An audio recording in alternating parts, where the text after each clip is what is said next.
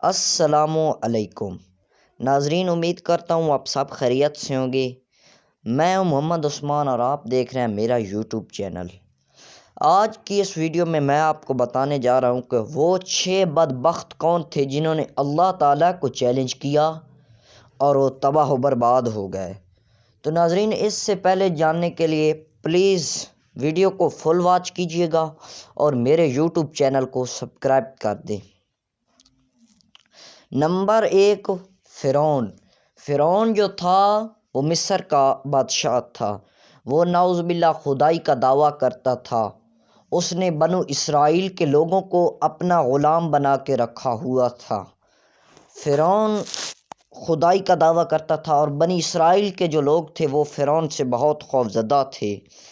تو اس سے اللہ تعالیٰ نے وہاں پہ بھی نبی انبیاء کرام بھیجا تاکہ ان کی یہ اپنے راہ راست پر آ جائیں اور یہ اس کام کو چھوڑ دیں، لیکن وہاں پہ جو بھی جاتا تھا فرعون اسے ذلیل و خوار کرتا تھا اور تباہ و برباد کرنے کی کوشش کرتا تھا۔ لیکن فرعون جو تھے وہ اس کام سے باز نہیں آئے۔ وہ بتوں کی پوجا کرواتا تھا، چاند ستاروں کی پوجا کرواتا تھا اور اپنی پوجا کرواتا تھا لوگوں سے، اور اپنے آپ کو نعوذ باللہ خدا کہلواتا تھا۔ تو اللہ تعالیٰ نے اپنے نبی حضرت حضرت موسیٰ علیہ السلام کو اس کی طرف پیغمبر بنا کر بھیجا تاکہ یہ قوم راہ راست پر آ جائے اور میرے عذاب سے بچ جائے۔ لیکن اس قوم نے حضرت موسیٰ علیہ السلام کی ایک نہ سنی اور حضرت موسیٰ علیہ السلام کو انہوں نے مارنے کی سازش کر دی۔ اور جب بنی اسرائیل حضرت موسیٰ علیہ السلام کے ساتھ ہوئی، بنی اسرائیل کی قوم کے لوگ جو تھے وہ حضرت موسیٰ علیہ السلام پر ایمان لائے اور انہوں نے فرعون کی پوجا کرنا چھوڑ دی۔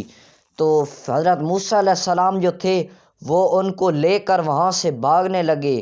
تب فرعون کو پتہ چلا آگے ایک سمندر تھا، اس سمندر میں سے جب گزرے، حضرت موسیٰ علیہ السلام کو اللہ تعالیٰ نے جو معجزے دیے تھے، حضرت موسیٰ علیہ السلام نے اپنی عصا یعنی لاٹھی اس سمندر میں ماری تو سمندر سے پانی ہٹ گیا، ایسے کھڑا ہو گیا اور وہ اس سے گزر گئے۔ جب فرعون کا لشکر وہاں سے گزرنے لگا تو فرعون کا لشکر وہاں پہ اس سمندر میں غرق ہو گیا۔ تو دوستو، اس طرح فرعون اپنے اختتام کو پہنچا اور آج بھی اس ذلیل و خوار انسان کی لاش جو ہے مصر کے عجائب گھر میں رکھی گئی ہے، عبرت کے طور پر۔ اللہ کی ذات کے آگے کوئی بڑا نہیں ہوتا۔ نمبر 2 جو تھے نمرود، وہ بھی نعوذ باللہ خدائی کا دعویٰ کرتا تھا۔ اس کی طرف بھی اللہ نے نبیوں کو بھیجا، انبیاء کو بھیجا، لیکن وہ راہ راست نہیں آیا۔ اللہ تعالیٰ نے حضرت ابراہیم علیہ السلام کو اس قوم کی طرف نبی بنا کر بھیجا، لیکن انہوں نے حضرت ابراہیم علیہ السلام کی ایک نہ سنی۔ انہوں نے حضرت ابراہیم علیہ السلام کی مخالفت شروع کر دی۔ حضرت ابراہیم علیہ السلام ایک دفعہ، وہ جو نمرود کی قوم تھی، جو نمرود کے تابع تھی، وہ ایک دفعہ کہیں میلے پہ گئے ہوئے تھے۔ تو حضرت ابراہیم علیہ السلام گئے، گھر سے کلہاڑا اٹھایا اور سارے بتوں کو توڑ پھوڑ کر رکھ دیا۔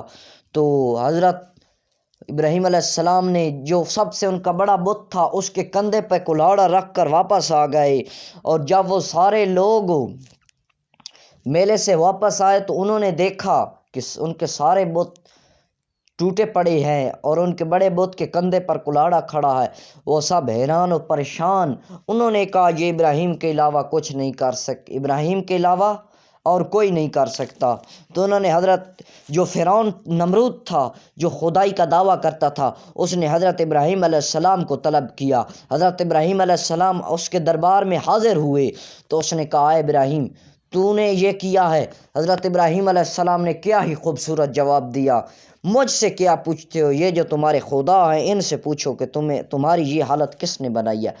وہ کہتے ہیں، وہ آگے سے کہنے لگے یہ تو بولتے نہیں ہیں۔ تو حضرت ابراہیم علیہ السلام نے فرمایا، ہاں تو یہ بولتے نہیں ہیں تو آپ ان کی پوجا کیوں کرتے ہو؟ ہمارا خدا دیکھو، ہمارے خدا نے تو کسی کی فریاد بھی نہیں واپس دے، کسی کی فریاد جو بھی کرے، جو مسلمان کرے اس کی فریاد تو سنتا ہے، یہ تو آپ کی فریاد بھی نہیں سن رہے، آپ اس کی کیا پوجا کرتے ہو؟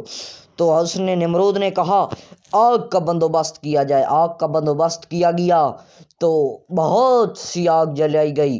تو نمرود نے کہا اس کو آگ میں ڈال دو، تو اس نے آگ میں ڈال دیا۔ آگ نے، اللہ تعالیٰ نے آگ کو حکم دیا اے آگ اتنی ٹھنڈی نہ ہو کہ میرا ابراہیم ٹھہر جائے، اور اتنی گرم بھی نہ ہو کہ میرا ابراہیم گرم ہو جائے۔ تو وہ آگ جو تھی اللہ نے کہا تو سلامتی والی بن جا، تو وہ جو آگ تھی نہ اتنی ٹھنڈی ہوئی اور نہ اتنی گرم ہوئی، ابراہیم علیہ السلام پر سلامتی والی بن گئی۔ تو وہ جو نمرود تھا وہ بھی اپنے اختتام کو پہنچا۔